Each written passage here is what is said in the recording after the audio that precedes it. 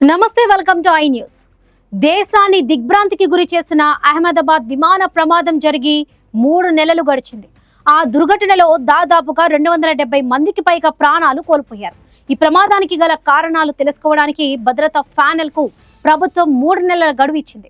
కానీ ఆ గడువు ముగిసిన తుది నివేదిక మాత్రం ఇంకా వెలువడలేదు. అసలు ఈ ప్రమాదం వెనుక కారణాలేంటి, ఎందుకింత ఆలస్యం జరుగుతుంది? ఆ రోజు జూన్ 12 అహ్మదాబాద్ ఎయిర్పోర్ట్ నుంచి లండన్ కు బయలుదేరిన ఎయిర్ ఇండియా విమానం టేకాఫ్ అయిన కొన్ని సెకండ్లకే కుప్పకూలిపోయింది. హాస్టల్ బిల్డింగ్ పై పడి సుమారుగా 271 మంది ప్రాణాలను బలి తీసుకుంది. ఇది గత 30 ఏళ్లలో భారతదేశంలో జరిగిన అత్యంత ఘోరమైన విమాన ప్రమాదం. ప్రమాదం జరిగిన వెంటనే దీనిపై దర్యాప్తుకు ఒక ఉన్నత స్థాయి భద్రతా ప్యానెల్ ని ఏర్పాటు చేశారు. దీనికి 3 నెలల్లో నివేదిక ఇవ్వాలని టైం లిమిట్ కూడా పెట్టారు. కానీ ఆ గడువు శుక్రవారంతో ముగిసింది. తుది నివేదిక మాత్రం ఇంకా రాలేదు. ఈ మధ్యలో ఒక 15 పేజీల ప్రాథమిక నివేదిక మాత్రం బయటకు వచ్చింది.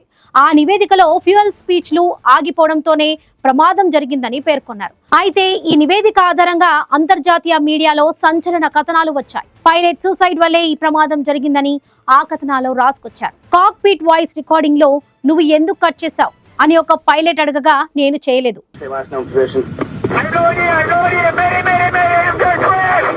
And then what flight limit say altitude? I'm rolling! Oh my God! Help! Calling Fort Dodge, release the stick, go forward on the stick, and then slowly back again. అని మరొక పైలట్ చెప్పినట్లుగా రికార్డ్ అయిందని media పేర్కొంది. ఇది పైలట్ల మధ్య గందరగోళానికి కావాలనే స్పీచ్లు ఆపేసినట్లు అనుమానాలకు దారితీసింది. ఇక ఈ వార్తలపై పైలట్ల సంఘాలు తీవ్రంగా మండిపడ్డాయి. తుది నివేదిక రాకుండా ఎలా ఇలాంటి కన్క్లూజన్ ఇస్తారని ప్రశ్నించాయి. ఇది ప్రజల్లో, బాధిత కుటుంబాల్లో అనవసరమైన ఆందోళన కలిగిస్తుందని వాదించాయి. ఈ మొత్తం వ్యవహారం ఇంకా సస్పెన్స్ గానే ఉంది. తుది నివేదిక ఈ ఏడాది చివరి నాటికి విడుదలయ్యే అవకాశం ఉందని అధికారులు చెబుతున్నారు.